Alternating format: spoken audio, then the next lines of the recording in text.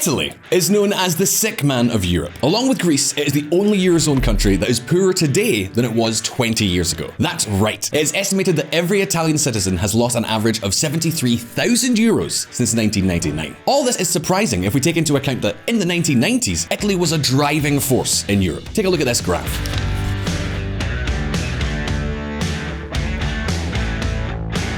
In 1992, Italians were even richer than the British. These were the years when Milan was the undisputed fashion capital. Fiat cars dominated the markets, and singers like Laura Pausini filled stadiums all over Europe. However, all of that is water under the bridge. To give you a comparison, in the 90s, Italy's economy grew by 38%, but in the last 10 years, it's only grown by 2.5%. On top of this, we have to add the public debt. Italy is the 5th most indebted economy in the world. To give you an idea, Italian debt is almost double the entire GDP of a country like Brazil. No matter which ranking we look at, Italy is the anti-Sweden. That is, when you look at rankings of anything related to economics, education, or any other scale, Sweden is the country that is usually in the positive zone. Meanwhile, in any of these same rankings, Italy is usually at the other extreme. All of this was the situation before the pandemic. And as you can imagine, after the pandemic, the situation is much worse. Italy was one of the first countries to report cases of coronavirus outside of China, and it has also been one of the most affected. But wait a minute, because problems in Italy never come alone.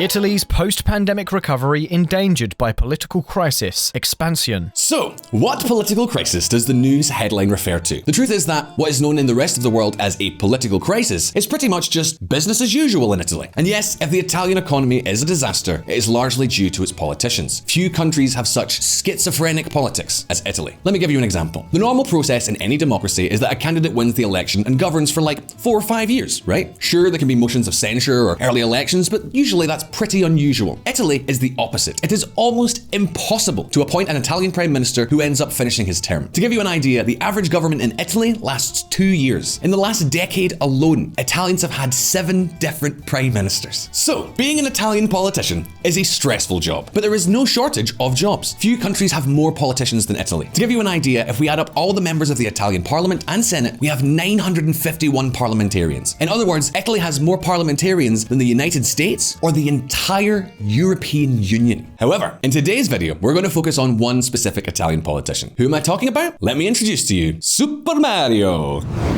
Mario Draghi was sworn in as Prime Minister on Saturday to lead a unity government. 13th of February 2021, Reuters. That's right. Italy got a new Prime Minister in 2021. But he's not just any politician. We are talking about Mario Draghi. If you're watching this video from anywhere in Europe, you're likely to have this gentleman's autograph in your pocket. We are talking about the former president of the European Central Bank, the man we all know by the name Super Mario. And why do we call him Super Mario? Because he is rumored to have superpowers. And now you're probably thinking, really? What kind of superpowers does he have? Well, it's the power of words. Pay attention to this sentence. Within our mandate, the ECB is ready to do whatever it takes to preserve the euro. And believe me, it will be enough.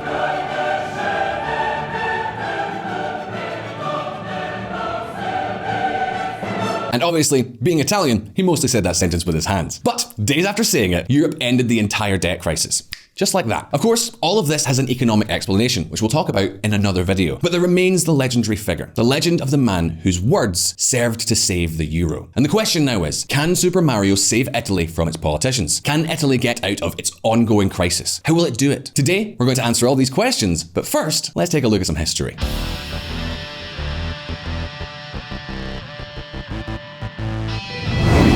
The Zucchero years. Before I go any further, I think I know what you're all wondering. Just where, Grant, did you get this cool dinosaur juice VisualPolitik t-shirt from? This is just what it seems. Exclusive VisualPolitik merchandising. And I mean exclusive. We're talking about mugs and t-shirts with original designs created by ourselves. And if you're wondering, so where can I get my hands on it? Well, the truth is that we've decided that VisualPolitik merchandising will never be for sale. There is only one way to get it, and that's by supporting us on Patreon. If you subscribe to level 3 or above on our Patreon program, we will send the merch to your home at least twice a year. That's right. We want these products to be reserved only for our die-hard VisualPolitik fans. Also, if you become a level 3 patron, you'll receive our weekly snapshot with news and analysis you won't find anywhere else. Not to mention, cool t-shirts like this. But now, let's get on with our story. Those of you in a certain age who grew up in Europe will remember the golden age of Italian music. The time when Zucchero sang with Freddie Mercury, Laura Pausini was on every radio station, and we all had pictures of Sabrina Salerno in our class folder. Well, I mean, I didn't, I'm a nice young man, but I'm sure some people did. This was a golden era for Italy. The Italians were as rich as the French and the Germans. In fact, back then they were investing in Eastern Europe like there was no tomorrow. Cities like Prague have lots of buildings owned by Italians, but that's another story. The question is, why was Italy so rich? There are many reasons, but mainly, Italy's wealth was due to this.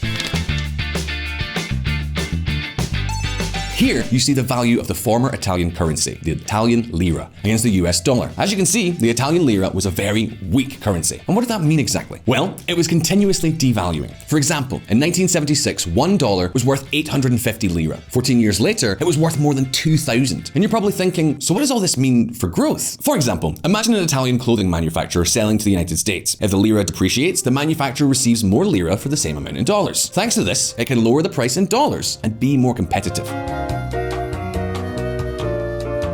Normally, devaluing the currency increases a country's exports, at least in the short term. So what is the downside of devaluing? Well, in the long term, that same clothing manufacturer has no incentive to invest. For example, any machine purchased abroad will be more expensive for them than its competitors. So what's the conclusion of this? Italy became the China of Europe. From the 70s until the 90s, it filled the world's markets with low-cost products. They made the same, but cheaper. So what went wrong? Well, it's easy to be the China of Europe when China is not yet in the international market. But that all changed in 2001.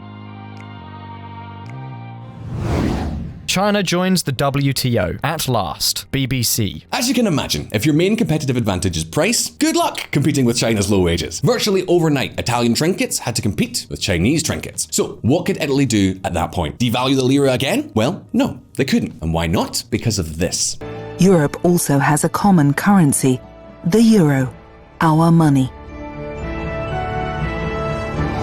And just like that, Italy lost all its competitive advantage. Since then, Italy has not been able to get back on its feet. And so now you're probably thinking, so should they get out of the euro? Perhaps the question should be, is it possible for Italy to be competitive without manipulating its currency? For example, why doesn't Italy innovate? I mean, did they just do pizza and pasta and then stop? Let me give you a fact. Investment in research and development. Europe invests on average 2.13% of GDP into research and development. In Italy, it's only 1.29%. No matter which education ranking we're looking at, Italy is the worst performing country. In other words, for those of you watching this video from the United States, Italy is the Mississippi of Europe. And you will say, but where did they go wrong? Why are they so far behind? Well, we're going to check that out now.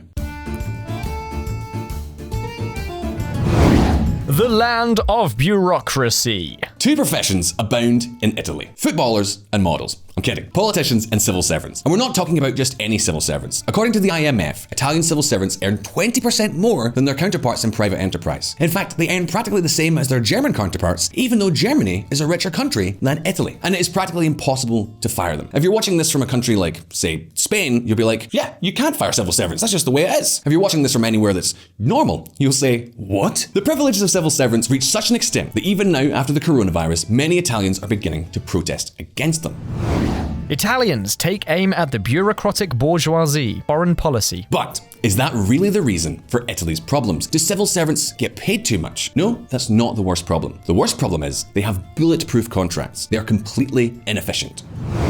Italy sinks into the pit of uncompetitiveness. ABC.es. For example, imagine we have a company in Denmark and we have to sue a customer who does not pay what they owe. Well, an average of a little under a year in Denmark, the court will have resolved the case. In Italy, the same procedure would take 3 years. Whatever the procedure, everything in Italy takes 2 or 3 times longer than in any other European country, from paying taxes to setting up a company. But wait a minute, because the problem is not merely that the bureaucracy is inefficient. The problem is that bureaucracy is everywhere. And here, I'm going to give you an example that we experienced here at VisualPolitik a few years ago. For a while, we had an Italian woman on the team who worked as a documentary filmmaker. This woman wanted to be able to also work with the big Italian newspapers, such as Liberazione. Well, in order to work as a journalist in Italy, you need a permit. That's right, you need to get your journalist license. And to get that, you need to prove experience as a journalist. Well, no matter how much we signed all kinds of documents saying that she had worked at VisualPolitik, the Italian authorities didn't recognize her experience. After all, YouTube? Since when can a YouTube be considered a media outlet? To give you an idea, there is regulation with all the steps you have to follow to open a media outlet. And in case anyone is thinking about it, no. Italy is not exactly famous for having media that are international benchmarks. So, what's the conclusion of all this? In Italy, it's very difficult to set up a small business, innovate, and grow. Bureaucracy has become an invisible wall that makes many businesses end up in the underground economy. While Germany has thousands of medium-sized companies that are world leaders in their specific niche, Italy's product sector is divided into two groups. Large companies such as Fiat Group or the energy company ENI, which are becoming less and less competitive, and family-owned micro SMEs. In other words, Italy has been in free fall for decades, and the coronavirus has been the final nail in the coffin. The question now is, what can they do to start growing? Can Mario Draghi, also known as Super Mario, really turn things around? Well, we're going to check that out now. New Marshall Plan. So, we're back to today's main character, Super Mario, who served as the president of the European Central Bank from 2012 to 2019. His most important legacy was to save the euro thanks to the massive purchase of sovereign debt and the injection of liquidity into the banks. But we will all remember him for the phrase that changed European finances overnight. His new magic words were these. Today we have, as did the governments of the immediate post-war period, the possibility, or rather than responsibility, to start a new reconstruction. Mario Draghi. But what exactly do these words mean? It's quite simple. After the Second World War, the United States sent huge amounts of money to Italy to rebuild. This was called the Marshall Plan. Right now, in 2021, we're talking about a new Marshall Plan. The difference is that the money's not coming from Washington, but from Brussels. And so, Draghi's first priority is deciding what to do with all this money. Check this out. Italian Parliament approved Draghi's recovery plan, El Economista. And so now you're probably wondering, so what does this plan consist of? We are talking about no less than 222 billion euros. That's 13% of Italy's GDP. Almost all of this money is going to be used to build infrastructure, mainly in the south. It includes the modernization of railroads, roads, etc. But not only that. Now we have realized that Italy's problem is not that it has old trains. Italy's problem is the size and functioning of its state. And that's why Draghi has been innovative about something. He wants to fire almost a third of his colleagues. Take a look at this. Italians have voted in a referendum to cut the size of the country's parliament by more than a third. BBC. This may seem a populist measure. What's more, we cannot really say that this cut is a Draghi measure either. In fact, it was discussed even before Super Mario came to power. But the truth is that Italy has more deputies and senators than any other country. As a comparison, Spain, with 50 million inhabitants, has a parliament of 350 deputies. Italy, with 60 million inhabitants, has a parliament of 630 deputies. To give you an idea, this reduction of deputies will mean a saving of 1 billion euros over 10 years. But this measure goes beyond money. Maybe now it'll be easier to reach a consensus. Maybe this will allow Draghi to, finish his first term. Remember, after all, we're still talking about Italy. What in any other country would be called a political crisis or impeachment is just business as usual in Italy. Clearly they needed to change their political structure. Is this the best way to do it? Only time will tell. But Draghi's plan does not stop there. He wants to lower taxes and, above all, reduce bureaucracy. The Italian plan also seeks to modernize public administration, which includes reducing civil trial times by 40% and criminal trials by 25%, as well as promoting competition and putting an end to monopolistic practices. There will also be cuts in bureaucracy, but it's still too early to know how the cuts will be put into action. For the moment, we can only say that Super Mario magic is starting to work. With Draghi, the vaccination campaign has been accelerated. They hope to have 80% of the population vaccinated by September. Super Mario has already completed his first 100 days in office with an approval rating of more than 50%, which in Italy is like a big deal. However, the hardest part of his mandate is still to come. If you think cutting a bureaucracy in a country with millions of well-off civil servants will not bring protests, well then you don't really know Italy. So now, it's over to you. Do you think Mario Draghi will be able to put an end to the sluggish Italian bureaucracy? Or maybe the Italian bureaucracy will defeat Super Mario and his legend? Can Italy get out of 2 decades of ongoing crisis? You can leave me your answer in the comments below. As always, don't forget that here on VisualPolitik, we have new videos every week. So subscribe to this channel and hit the little bell down there so you don't miss any of our updates. If you like this video, please give it a thumbs up and I'll see you next time.